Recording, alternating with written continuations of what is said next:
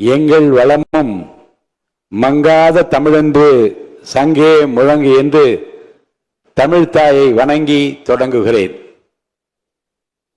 மக்கள் நெஞ்சங்களில் நீக்கமர நிறைந்திருக்கிற போற்றுதலுக்குரிய இந்திய திருநாடே வியப்பால் விழிகளை உயர்த்தி தமிழ்நாட்டிலே இப்படி ஒரு முதலமைச்சரா என்று விழிகளை திறந்து போற்றி பாராட்டுகிற மாண்புமிகு தமிழ்நாடு முதலமைச்சர் அவர்களுக்கும் மாண்புமிகு அமைச்சர் பெருமக்களுக்கும் உடன் பொறுப்பேற்றிருக்கும் மாண்புமிகு பேரவை துணைத் தலைவர் மாண்புமிகு திரு மு ரவிசங்கர் அவர்களுக்கும் மாண்புமிகு எதிர்க்கட்சி தலைவர் அவர்களுக்கும் வாழ்த்துறை வழங்கிய அனைத்து சட்டமன்ற கட்சி தலைவர்களுக்கும் மாண்புமிகு பேரவை உறுப்பினர்களுக்கும் பத்திரிகையாளர்கள் மற்றும் ஊடக நண்பர்களுக்கும் என்னுடைய பணிவான வணக்கங்களை முதலில் தெரிவித்துக் கொள்கிறேன். பூர்வீக இடத்தை திருச்சி மாவட்டமாகவும் பிறந்த இடத்தையும் பெண் கொண்ட இடத்தையும் திண்டுக்கல் மாவட்டமாகவும் வளர்ந்து ஆளாகிய இடத்தை திருவள்ளூர் மாவட்டத்தை சார்ந்த அம்பத்தூராகவும் கொண்ட எனக்கு 1000 விளக்கு தொகுதியில் போட்டியிட வாய்ப்பளித்து 15,141 வாக்குகள் வித்தியாசத்தில் வெற்றியடைய செய்த மாண்புமிகு முதல்வர் அவர்களுக்கும் என்னுடைய 1000 விளக்கு தொகுதி மக்களுக்கும் என்னுடைய நெஞ்சார்ந்த நன்றியை மலர்களை காணிக்கையாக்குகிறேன். 1980ஆம் ஆண்டு சட்டமன்ற உறுப்பினராக பொறுப்பேற்ற நான் முதல் நாள் இந்த வளாகத்திற்கு வந்தபோது என் தகப்பனார் ஜான் சாமுவேல் அவர்களும் தாயார் கமலம் சாமுவேல் அவர்களும் என் மூத்த அண்ணன் கிருபாகரன் அவர்களும் மூத்த அண்ணன் ஆரோக்கியராஜன் அவர்களும் இங்கே அமைந்துள்ள செயின்ட் மேரிஸ் சர்ச்சுக்கு அழைத்து சென்றார்கள். ஜெபம் செய்த பின்னர் என் பெற்றோர், சிறிய வயதில் பெரிய பொறுப்பு உனக்கு கிடைத்திருக்கிறது, நல்ல பெயர் வாங்க வேண்டும், நம் வீட்டு வாசலில் நின்று நம்ம யாரும் கேள்வி கேட்க கூடாது, நீ பெரியவர்களை மதிக்க வேண்டும், தவறான வருவாய் எந்த காலத்திலும் வீட்டுக்குள் வரக்கூடாது, யாருடைய சாபத்திற்கும் நீ ஆளாக கூடாது என்று அறிவுரை கூறி நெற்றியில் சிலுவை அடையாளமிட்டு முதல் நாள் சட்டமன்ற கூட்டத்திற்கு ஒரு எல்கேஜி பிள்ளையை பள்ளிக்கு அனுப்பி வைப்பது போல அனுப்பி வைத்த நாட்களை நான் நினைத்துக் கொண்டுதான் வளாகத்துக்குள்ளே வந்தேன். 38 ஆண்டுகளாக உன் கண்ணின் இமை போல என்னை காத்து இந்த உயர்வான இடத்திற்கு நான் வர வேண்டும் என்று விரும்பிய என் துணைவியார் கிரேஸ் ஜெயந்திராணி அவர்களை நன்றியோடு நினைக்கிறேன். வாழ்வில் என்னை வளர்த்து உருவாக்கி ஆளாக்கிய பெருமை புரட்சி தலைவர் எம்ஜிஆர் அவர்களுக்குத்தான் உண்டு. இதே சட்டமன்ற வளாகத்தில் 84ஆம் ஆண்டு புகாரே இல்லாத சட்டமன்ற உறுப்பினராக உங்களை பார்க்கிறேன். யாரை கேட்டாலும் கண்ணியமானவர், நல்லவர் என்று சொல்கிறார்கள். இந்த நற்பெயரை எப்படி எடுக்க முடிந்தது என்று புரட்சி தலைவர் என்னிடம் கேட்டார். சிறிய வயதில் என்னை சட்டமன்ற உறுப்பினராக ஆக்கினீர்கள், உங்களுக்கு கெட்ட பெயர் வரக்கூடாது என்று கவனமாக நடக்கிறேன் என்று பதில் சொன்னேன். மிகவும் பாராட்டி கொண்டிருந்த சட்டமன்ற பேரவையில் என்னை அனுப்பி வைத்தார். 78ஆம் ஆண்டு அம்பத்தூர் நகரிய கவுன்சிலர், 80ஆம் ஆண்டு சட்டமன்ற உறுப்பினர், 84ஆம் ஆண்டு ஒருங்கிணைந்த 17 தொகுதிகளை உள்ளடக்கிய செங்கல்பட்டு மாவட்டத்திற்கு மாவட்ட செயலாளர், 85ஆம் ஆண்டு முதல் அவர் மறையும் வரை அனைத்திந்திய அண்ணா திராவிட முன்னேற்ற கழக எம்ஜிஆர் இளைஞரணி செயலாளர் பொறுப்பில் அமர்த்தினார். அவர்தான் எனக்கு வாத்தியார். மனிதநேயம் உட்பட பல ஆளுமை பண்புகளை அவரிடம் நான் கற்றுக்கொண்டேன். எனக்கு ஒரு மகள் இருந்திருந்தால் நான் பிரபாகருக்கு தான் கொடுத்து வைப்பேன் என்று தமிழ்நாட்டில் முதல் முறையாகவும் கடைசி முறையாகவும் என்னை ஒரு வீட்டு பிள்ளை போல வளர்த்து உருவாக்கிய ஆளாக்கிய புரட்சி தலைவர் எம்ஜிஆருடைய நினைவுகளை இந்த நேரத்தில் நான் சுமக்கின்றேன். அவர் மறைவுக்கு பிறகு மறைந்த முதல்வர் புரட்சி தலைவி அம்மா அவர்கள் அன்பையும் நம்பிக்கையும் பெற்று அவரோடு பலமுறை நான் பயணித்திருக்கிறேன். பல முக்கிய முடிவுகள் எடுக்கின்ற அந்த கொள்கை முடிவு கூட்டங்களில் பங்கு பெற்றிருக்கிறேன். மக்கள் தலைவர் மூப்பனார் அவர்களோடு பொதுவாழ்வு பயணம் தொடர்ந்தது. காங்கிரஸ் பேரியக்கத்தின் மாபெரும் தலைவரான அவர் தனி இயக்கம் கண்டபோது அவரின் அரசியல் தனி செயலாளராக பணியாற்றினேன். எனக்கு கிடைத்திருக்கிற மிகப்பெரிய சொத்து ஜேசிடி பிரபாகர் என்று பொது மேடையில் அவர் என்னை பாராட்டி பேசினார். மீண்டும் புரட்சி தலைவி அம்மா அவர்களின் தலைமையில் திராவிட முன்னேற்ற அனைத்திந்திய அண்ணா திராவிட முன்னேற்ற கழகத்தின் முதுபெரும் தலைவர் அவருடைய தேர்தல் நேரத்திலே எதிர்த்து 2011ஆம் ஆண்டு வில்லிவாக்கம் தொகுதியில் வெற்றி பெறுகிற வாய்ப்பை இறைவன் எனக்கு அளித்தார். சிட்கோ தமிழ்நாடு சிறுதொழில் வளர்ச்சி கழகத்தின் தலைவராக 3 ஆண்டுகளும் பணியாற்றினேன். 2013ஆம் ஆண்டு அகில இந்திய செஸ் சம்மேளனத்தின் தலைவராக இருந்தபோது இந்தியாவில் முதல் முறையாக அகில உலக செஸ் போட்டியை சென்னையில் நடத்துவதற்கு மாண்புமிகு அம்மா அவர்கள் 29 கோடி ரூபாய் நிதி அளித்து அந்த போட்டியை என் முன்னிலையில் நடத்துவதற்கு, அந்த வரலாற்று சிறப்புமிக்க இந்தியாவிலே முதல் முறையாக நடத்துவதற்கு காரணமாக அமைந்த அந்த நிகழ்வு என் நெஞ்சத்தில் நீங்காது இருக்கிறது. 2016ஆம் ஆண்டு சட்டமன்ற உறுப்பினர் தேர்தலில் நான் வெற்றி வாய்ப்பை இழந்தபோது கொளத்தூர் தொகுதியில் புரட்சி தலைவி அம்மா அவர்கள் என்னிடம், தேர்தல் பணியை சிறப்பாக செய்தீர்கள், உங்கள் எதிர்காலம் பிரகாசமாக இருக்கிறது, எதை பற்றியும் கவலைப்பட வேண்டாம், நான் உங்களுடனே இருக்கிறேன் என்று என்னிடம் சொல்லி என்னை அழைத்து காரை நிறுத்தி இதை சொல்லி என்னை உற்சாகப்படுத்திய நினைவு என் நெஞ்சத்தில் நீங்காது இருக்கிறது. கடந்த 2 ஆண்டுகளில் ஏற்பட்ட அரசியல் புரட்சி என்றே சொல்லலாம். ஆம், தமிழக வெற்றி கழகம் ஒரு புதிய சக்தியாக பிரசவித்தது. மாற்றத்திற்கான மக்களின் விருப்பம், இளைஞர்களின் அரசியல் பங்கேற்பு, நல்லாட்சிக்கான எதிர்பார்ப்பு ஆகியவற்றின் வெளிப்பாடாக இந்த இயக்கம் வளர்ச்சி பெற்றது. இளைஞர்கள், பெண்கள், தொழிலாளர்கள் மற்றும் சாதாரண மக்களின் எதிர்பார்ப்புகளை, சாதி மதமற்ற சமூகத்தை உருவாக்க வேண்டிய கடப்பாட்டினை நிறைவேற்ற இவர் ஒருவரால் மட்டும்தான் என்று முடியும் என்று நினைத்த மக்களின் உயிர்ப்பாக நம்முடைய முதலமைச்சர் அவர்கள் திகழ்ந்தார்கள். புரட்சி தலைவர் எம்ஜிஆர், புரட்சி தலைவி அம்மா ஆகியோர் மறைவுக்கு பிறகு ஒரு சரியான தலைமையை தேடி என் மனம் தவித்தது. மீண்டும் ஒரு எம்ஜிஆர் நமக்கு கிடைக்க மாட்டாரா என்று என் மனம் ஏங்கியது. அந்த ஏக்கத்தை, அந்த தவிப்பை போக்கிய மாபெரும் தலைவர் தான் நம் முன்னாலே அமர்ந்திருக்கின்ற வாழும் எம்ஜிஆர், மக்களின் மகத்தான தலைவராக பரிணமிக்கும் மாண்புமிகு முதலமைச்சர் தளபதி விஜய் அவர்கள். அவர் எனக்கு மட்டுமல்ல, நாட்டு மக்களின் குறைகளை தீர்க்கிற, கண்ணீரை துடைக்கிற, தமிழக மக்களுக்கு கிடைத்திருக்கிற மாபெரும் சக்தியாக நீங்கள் எல்லாம் இங்கே பாராட்டி பேசினீர்களே. வந்தார், எதிர்க்கட்சிகளை எல்லாம் சந்தித்தார், ஒரு புதிய கோணத்தில் அவர் காட்டியிருக்கிற அரசியல் பண்பு இன்றைக்கு எல்லோராலும் பாராட்ட பெறுகிறது என்று இந்த அவையிலே பாராட்டினீர்களே. இன்றைக்கு காலையிலேயே போதையில்லா தமிழகத்தை உருவாக்குவதில் நான் முனைப்போடு முன்னிற்கிறேன் என்று உலகத்திற்கு காட்டியிருக்கிறாரே. சரித்திர புகழ்மிக்க தலைவராக விளங்கும் நம்முடைய தலைவர் மாண்புமிகு முதலமைச்சர் அவர்களையும் இன்றைக்கு தமிழ்நாட்டு மக்கள் என்னை போல எம்ஜிஆராகத்தான் பார்க்கிறார்கள். எளிதில் வெல்ல முடியாத தொகுதி 1000 விளக்கு தொகுதி என்று கருதப்பட்ட நேரத்தில் என் மீது நம்பிக்கை வைத்து மாண்புமிகு முதல்வர் அவர்கள் போட்டியிட வைத்து நேரில் வந்து பிரச்சாரம் செய்தார்கள். அவர் வந்ததால் தான் நான் வென்றேன். அவருக்காகத்தான் மக்கள் வாக்களித்தார்கள். அவர்தான் முதலமைச்சராக வர வேண்டும் என்று எனக்கு வாக்களித்தார்கள். வாக்களித்த 1000 விளக்கு தொகுதி வாக்காளர் பெருமக்களுக்கு என் நெஞ்சார்ந்த நன்றியை மீண்டும் தெரிவித்துக் கொள்கிறேன். தமிழக வெற்றி கழக தொண்டர்களைப் போல கைமாறு கருதாமல் உழைக்கக்கூடிய, காசு பணம் கேட்காமல் உழைக்கக்கூடிய, வெட்டிவா என்றால் கட்டி வருகிற கட்டிடம் காளைகள் நிறைந்திருக்கிற ஒரு வெற்றி கழகமாக இந்த கழகம் உங்கள் தலைமையை ஏற்று தேர்தல் காலத்தில் அவர்கள் ஆற்றிய பணிகளை நான் உள்ளபடியே போற்ற கடமைப்பட்டிருக்கிறேன். இந்த நேரத்தில் நான் நன்றியும் தெரிவிக்க கடமைப்பட்டிருக்கிறேன். தமிழக அரசியல் வரலாற்றில் இந்த பொது தேர்தல் மாபெரும் பல உண்மைகளை நமக்கு எடுத்துரைக்கிறது. தாங்கள் விரும்புகிற தலைவர் முதலமைச்சராக வர வேண்டும் என்று மக்கள் விரும்பினால், தலைவர் வாய்ப்பளித்த வேட்பாளர்களை தாங்கள் விரும்புகிற தலைவரின் உருவாகவே நினைத்து சாதி, மதம், இனம், மொழி என பாராமல் வெற்றி பெற செய்வார்கள் தமிழக மக்கள். ஆம், மாமன்ற உறுப்பினர்களே, அலை வீசியது. அது விஜய் அலை, அது வெற்றி அலை, அது விசில் அலை. காசு பணம் கொடுத்தால் ஓட்டு கிடைக்கும் என நினைத்து செயல்பட்டுக் கொண்டிருந்த காலத்தில் அவற்றையெல்லாம் புறந்தள்ளி மாசு மறுபற்ற ஒரு தலைவனுக்காக எந்த தியாகம் செய்ய தயாராக மக்கள் களத்தில் குதித்ததை பார்க்க முடிந்தது. கூட்டத்திற்கு வலுக்கட்டாயமாக ஆள் சேர்த்து அனைத்து கட்சிகளும் செயல்பட்ட நேரத்தில் எங்கள் நெஞ்சம் நிறைந்த தலைவரை பார்த்துவிட வேண்டும் என்று சொந்த காசை செலவழித்து ஓடோடி வந்த மக்கள் தான் இறைவன் எங்கள் தலைவருக்கு அளித்திருக்கிற மாபெரும் அருட்கொடை. சூழ்ச்சிகள், தந்திரங்கள், முட்டுக்கட்டைகள், தடைகள் ஏராளம்.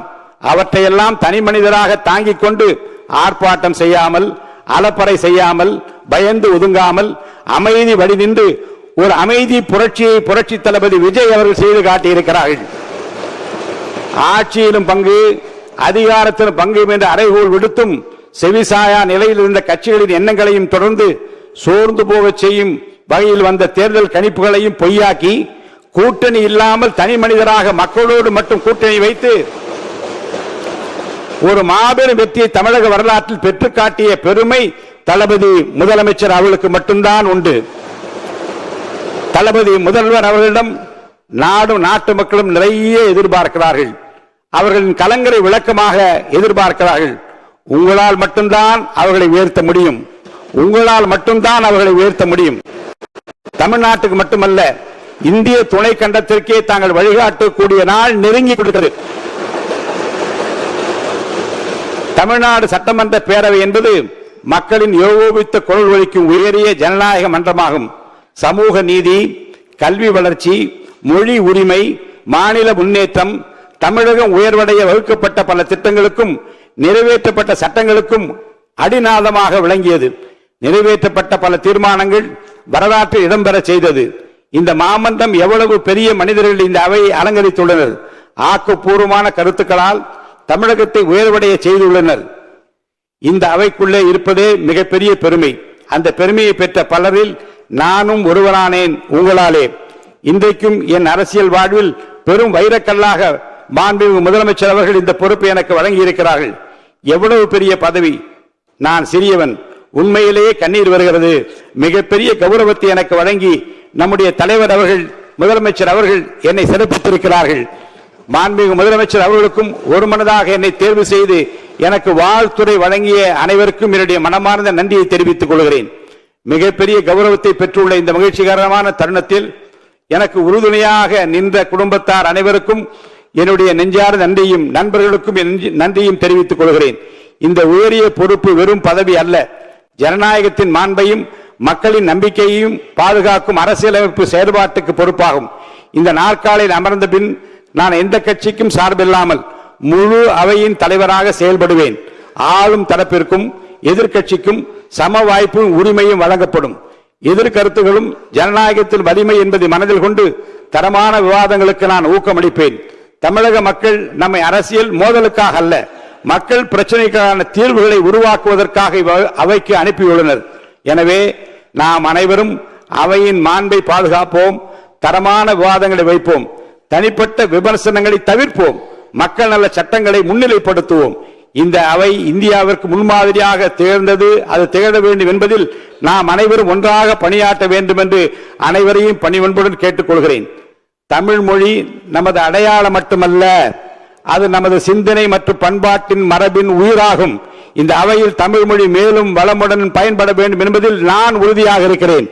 சொல்லுக சொல்லை பிரிதோர் சொல், அச்சொல்லை வெல்லுஞ்சொல் இன்மை அறிந்து என்று திருவள்ளுவரின் வாக்கிற்கிணங்க இந்த அவையில் பேசப்படும் ஒவ்வொரு சொல்லும் மக்களுக்கு பயனளிக்கும் உயரிய சொல்லாக அமைதல் வேண்டும். அந்த வகையில் மாண்புமிகு உறுப்பினர் அனைவரும் செயல்பட வேண்டும் என்று நான் உங்களை வேண்டி கேட்டுக் கொள்கிறேன். காகிதமில்லா சட்டமன்ற நடைமுறைகள், டிஜிட்டல் தகவல் பரிமாற்றம் மற்றும் தொழில்நுட்ப வசதிகள் மூலம் தமிழ்நாடு சட்டமன்றம் இந்தியாவில் தொழில்நுட்பத்திலும் முன்னணி சட்டமன்றமாக திகழ வேண்டும். நீண்ட அனுபவமிக்க நம்முடைய பேரவை முதன்மை செயலாளர் உள்ளிட்ட சட்டமன்ற செயலக அதிகாரிகள் மற்றும் பணியாளர்கள் இந்த அவையின் செயல்பாடுகளுக்கு வலுவான ஆதாரமாக தொடர்ந்து செயல்படுவார் என்று நான் உறுதியாக நம்புகிறேன். சட்டமன்ற நடவடிக்கைகளை மக்களிடம் கொண்டு சேர்க்கும் ஊடகங்களின் பங்களிப்பும் பாராட்டத்தக்க வகையில் அமையும் என என்னுடைய விருப்பத்தை தெரிவித்து, இந்த அவையின் உண்மையான எஜமானர்கள் மக்கள்தான். கிராமம் முதல் மாநகரம் வரை, விவசாயி முதல் தொழிலதிபர் வரை, இளையோர் முதல் முதியோர் வரை அனைத்து தரப்பினரின் நலனும் இந்த அவையின் சிந்தையாக அமைதல் வேண்டும்.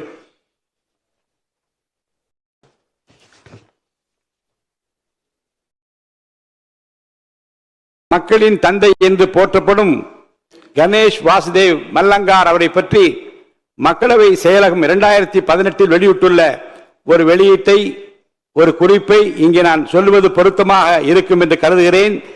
தமிழ் படுத்தி அதை நான் வாசிக்கின்றேன். தமிழிலே கூற வேண்டுமெனில், மாவலங்காரின் பங்கு அவையின் நடவடிக்கைகளை நெறிப்படுத்துவோராகவோ எளிதாக்குவோராகவோ மட்டுமல்லாமல் இந்த நிலத்தின் கலாச்சாரம் மற்றும் நெறிமுறைகளுக்கு ஏற்ற விதிகள், நடைமுறைகள், மரபுகள் மற்றும் பழக்க வழக்கங்களை நிறுவும் பொறுப்பை பெற்ற ஒரு ராஜதந்திரியாக, முன்னோடியாக மற்றும் நிறுவன தந்தையாக இருந்து அவர் இதையெல்லாம் பொறுமை, விடாமுயற்சி, ஞானம் மற்றும் எல்லாவற்றுக்கு மேலாக வரலாற்று உணர்வுடன் நிறைவேற்றினார். அவர் அவையின் கண்ணியத்தை கடைபிடித்ததோடு மற்றவர்களை அதை கடைபிடிக்க செய்தார். உறுதியான, அதே சமயம் நெகிழ்வான, கண்டிப்பான, அதே சமயம் கனிவான மற்றும் அனுதாபம் கொண்ட அவையின் அனைத்து பிரிவினருக்கும் எப்போதும் நியாயமாக நடந்து கொள்ளும் ஒரு முன்மாதிரி சபாநாயகராக சந்தேகத்திற்கு இடமின்றி அவர் இருந்தார். என்னுடைய விருப்பம் மற்றும் நோக்கம் மாவல்லங்கரை போல ஒரு முன்மாதிரி சட்டமன்ற பேரவை தலைவராக செயல்பட வேண்டும். அப்படிப்பட்ட எண்ணற்ற அவை தலைவர்களைத்தான் இந்த மாமன்றம் பார்த்திருக்கிறது. அவர்களெல்லாம் நமக்கு இன்றைக்கு எனக்கு வழிகாட்டியாக இருக்கிறார்கள். இன்னும் சொல்ல போனால் அவ்வாறு செயல்படுவது என்னுடைய பொறுப்பும் கடமையும். மாண்புமிகு முதல்வர் அவர்கள் பதவியேற்பு விழாவில் கூறியது போல் ஒரு புதிய துவக்கத்தை உருவாக்க வேண்டும் என்பதை மக்கள் உணர்த்துவதற்கான தீர்ப்புதான் கோடிக்கணக்கான மக்கள் இந்த முறை நமக்கு அளித்திருக்கிற ஒரு தீர்ப்பு. லட்சியம் வெற்றி பெற வேண்டுமானால் அந்த லட்சியத்தின் நியாயத்தை விளக்கிவிட்டால் மட்டும் போதாது, அந்த லட்சியத்திற்கு பலத்தையும் சேர்த்தாக வேண்டும். ஏனெனில் எவ்வளவு நியாயமான லட்சியமும் பலத்துடன் கூடி இருந்தாலோடைய வெற்றி பெற முடியாது என்று பேரறிஞர் அண்ணா அவர்கள் ஒரு முறை சொன்னார்கள்.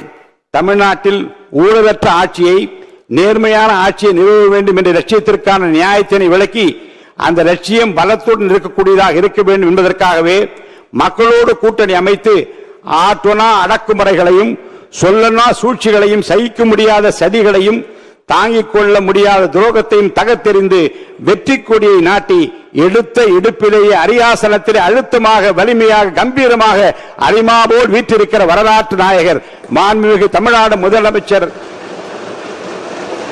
அவர்களுக்கு என் நன்றியை நான் தெரிவித்துக் கொள்கிறேன். பாவேந்தர் பாரதிதாசன் அவரிடம் சென்று கவிதை எப்படி எழுதுவது என்று ஒருவர் கேட்டார். அதற்கு கவிதையை ஏற்றுவதெல்லாம் முடியாதுப்பா, புல்லை பற்றி பாட வேண்டும் என்றால் புல்லோடு ஒன்றிணைந்து விட வேண்டும், அது சொல்வதை எழுதி கொள்ள வேண்டும், அதுதான் கவிதை என்றார் பாரதிதாசன்.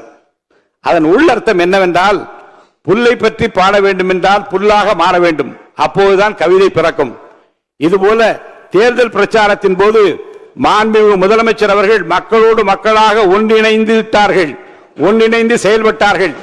மக்களின் மௌன வார்த்தைகளை, மக்களின் உணர்ச்சிகளை உணர்ந்து அதற்கேற்ற வாக்குறுதிகளை வழங்கினார்கள். அதுதான் இந்த மாபெரும் வெற்றி அவருக்கு பெற்றுத் தந்தது. போட்டியிட்ட முதல் தேர்தலிலேயே எம்ஜிஆர் அவர்கள் வெற்றி பெற்றதால் புரட்சி தலைவர் என்று மக்களால் அழைக்கப்பட்டார். புரட்சி தலைவர் போலவே தாங்களும் போட்டியிட்ட முதல் தேர்தலிலே வெற்றி பெற்றுள்ளதால் புரட்சி தளபதி என்று மக்களால் இன்றைக்கு நீங்கள் அழைக்கப்படுகிறீர்கள். இந்த சாதனையை புரிய வேண்டும் என்றால் தலைமை பண்பு, துணிச்சல், நேர்மை மற்றும் ஈர்ப்பு சக்தி அவசியம்.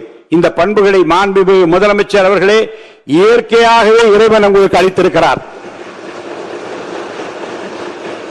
ஒரு போரை தலைமை தாங்கி நடத்துபோர்தான் தளபதி.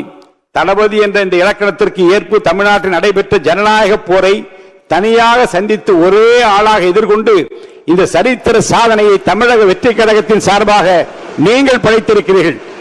இதற்காக உங்களை நான் மனதார பாராட்டுகிறேன்.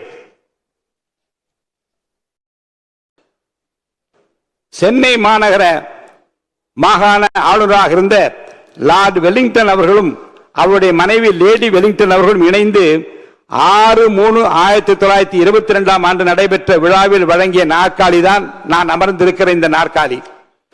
இந்த விழாவிலே பேசிய சென்னை மாகாண சட்டமன்ற பிரதிநிதியும் இந்திய சுதந்திர போராட்ட வீரரும் அரசியல் ராஜதந்திரியுமான திவான் பகதூர் எம் ராமச்சந்திர ராவ் பண்டுலு அவர்கள் ஹவுஸ் ஆஃப் காமன்ஸ் தலைவராக இருந்தவர்களெல்லாம் தாங்கள் பயன்படுத்திய நாற்காலியை தங்கள் பதவி காலத்தில் நிறைவாக எடுத்து செல்வது வழக்கம்.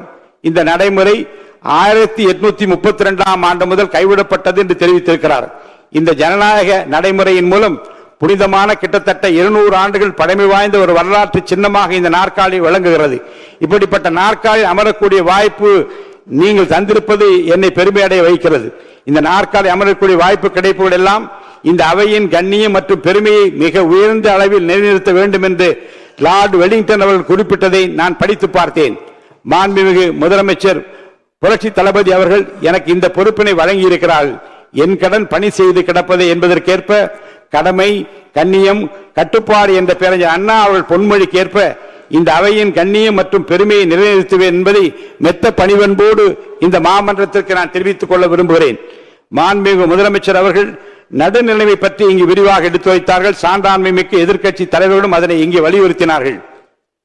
கயிற்றின் மேல் நடக்கும் வித்தைக்கார ஒருவன் வெற்றிக்கு என்ன காரணம் என்று கேட்கப்பட்டது. ஒருவர் கவனம் என்றார், மற்றொருவர் விழிப்புணர்வு என்றார், இன்னொருவர் பயிற்சி என்றார்.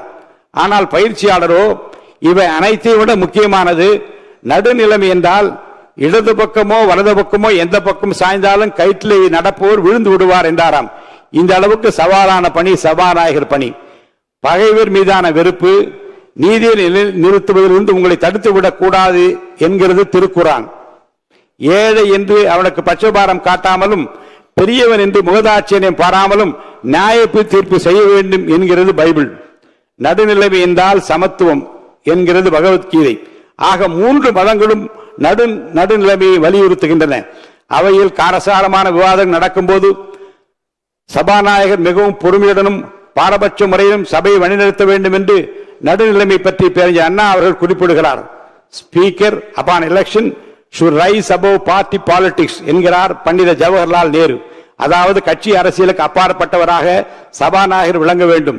Speaker as a neutral firm and indispensable authority necessary for maintaining parliamentary discipline and upholding the democratic principles என்கிறார் சட்டமேதை அம்பேத்கர் அவர்கள்.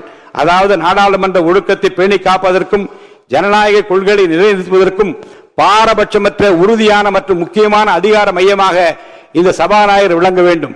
சபாநாயகரின் பணி நடுநிலைமையாக இருக்க வேண்டும் என்பதை உறுதி செய்வதற்காக கட்சி கூட்டங்களுக்கு செல்வதையே நிறுத்தியவர் மக்களவை முன்னாள் சபாநாயகர் மறைந்த தோழர் சோம்நாத் சாட்டர்ஜி அவர்கள்.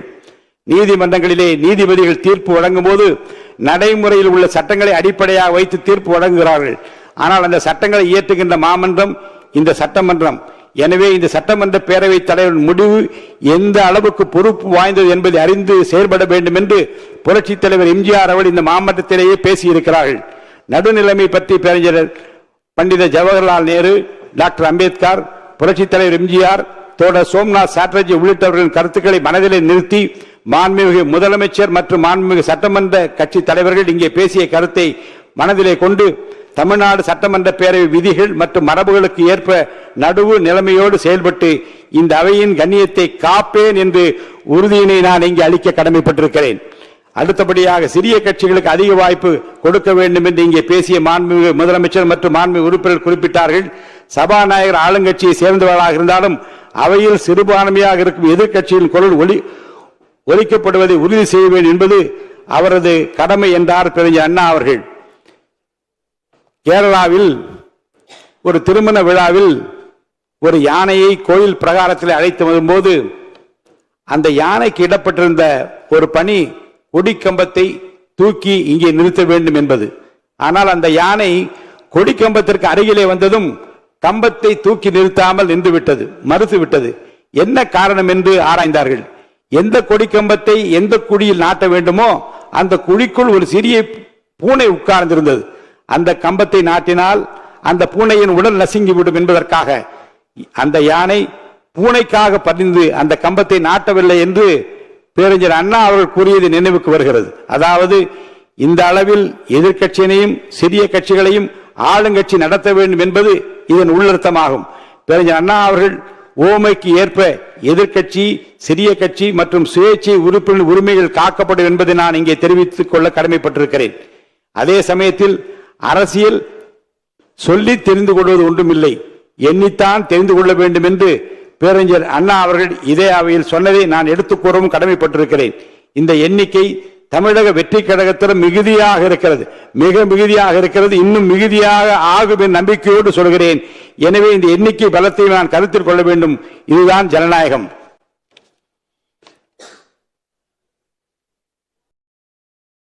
பொதுவாக கட்சிகளின் எண்ணிக்கைக்கு ஏற்ப பேசுவதற்கான வாய்ப்பு உறுப்பினர்களுக்கு வழங்கப்பட்டாலும் புள்ளி விவரங்களின் அடிப்படையில் எதிர்கட்சி, சிறிய கட்சி, ஓர் உறுப்பினர் மட்டுமே உள்ள கட்சி மற்றும் சுயேட்சை உறுப்பினருக்கு அதிக வாய்ப்பு கடந்த காலங்களில் இந்த மாமன்றத்தில் வழங்கப்பட்டிருக்கிறது. இந்த மரபு நிச்சயம் காக்கப்படும் என்ற உத்தரவாதத்தை நான் இங்கே அளிக்க கடமைப்பட்டிருக்கிறேன். இந்த மாமன்றத்தை சிறப்பாக நடத்தி செல்ல வேண்டும் என்றால் அதற்கு மாண்புமிகு உறுப்பினராய் உங்களுடைய ஒத்துழைப்பு மிகவும் அவசியம். எனவே இந்த அவை சீரோடும் சிறப்போடும் நடைபெற மாமன்ற உறுப்பினர்கள் தங்களது ஒத்துழைப்பை நல்க வேண்டும் என்று கேட்டுக்கொண்டு மீண்டும் ஒருமுறை அனைவருக்கும் என்னுடைய நெஞ்சார்ந்த நன்றியை நான் தெரிவித்துக் கொள்கிறேன். நான் வளர்கிற போதே என் உள்ளத்தில் ஏற்றுக்கொண்டது 3 தான். ஆராய்ந்து முடியாத பெரிய காரியங்களையும் எண்ணி முடியாத அதிசயங்கள் அவர் செய்கிறார். உனக்கு செய்யத்தக்க திராணி இருக்கிற போது செய்யத்தக்கவர்களுக்கு செய்யாமல் இராதே. நீ உன்னிடத்தில் அன்பு கூறுவது போல பிறனிடத்தில் அன்பு கூறு என்கின்ற அந்த வாசகங்கள் தான் என் நெஞ்சத்தை விட்டு அன்றாடம் நீங்காதிருக்கிறது. இன்றைக்கும் மாண்புமிகு முதல்வர் என்னை இந்த அரியாசனத்திலே அமர்த்தி இருக்கிற, தமிழகமே விரும்பி ஏற்றிருக்கிற, எதிர்காலத்தில் இந்திய துணை கண்டத்தையே வழிநடத்த இருக்கிற எங்களுடைய தளபதி முதலமைச்சர் அவர்களுக்கு என்னுடைய நன்றியை நான் தெரிவித்துக் கொள்கிறேன். உங்கள் எதிர்பார்ப்பை, உங்கள் எண்ணத்தை, உங்கள் விருப்பத்தை நிறைவேற்றுகிற இந்த மாமன்ற உறுப்பினர் அனைத்து உறுப்பினருடைய விருப்பத்தை நிறைவேற்றுகிற ஒரு நியாயமான, நீதிக்கு வலுவாத ஒரு பேரவை தலைவராக உறுதியாக நான் பணியாற்றுவேன் என்ற உறுதியை நான் உங்களுக்கு தந்து இந்த வாய்ப்பிற்கு வணங்கி விடைபெற்றுக் கொள்கிறேன். நன்றி, வணக்கம்.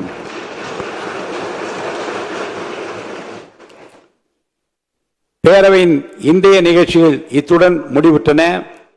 பேரவை மீண்டும் 13/5/2026 புதன்கிழமை காலை 9 மணிக்கு கூடும். 9:30 கூடும். வணக்கம்.